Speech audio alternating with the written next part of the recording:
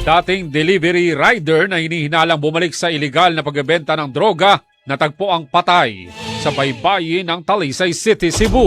Katropa natin sa balita, Almi Mata ng XFM Cebu. Live report. Natagpo ang naghandusay at wala ng buhay ang isang lalaki sa baybayin ng Sitio Urata na Barangay Tangke, lungsod ng Talisay, Cebu kaninang umaga. Kinilala ang biktima na si Julius Cabradilla, 39 anyos, dating delivery rider at residente ng Purok Cruzal, Barangay San Roque sa nasabing lungsod.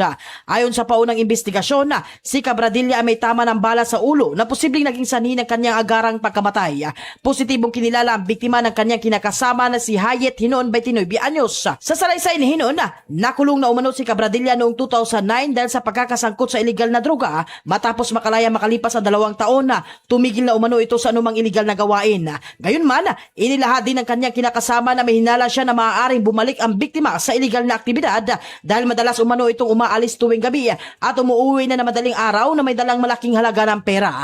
Patuloy na inimbestigahan ng mga otoridad ang insidente upang matukoy ang posibleng salarin at motibo sa krimen. Mga katropa, ugali na pag-inom ng Santo na vitamin C ang alkaline-based vitamin C para sa nagkakaisang Pilipino para sa Pilipinas. Mula rito sa Queen City of the South, Cebu City, ito si katropa ang Almi Mata, XFM News. Santon Plus Gold, mapalit sa mga butika sa inyong lugar.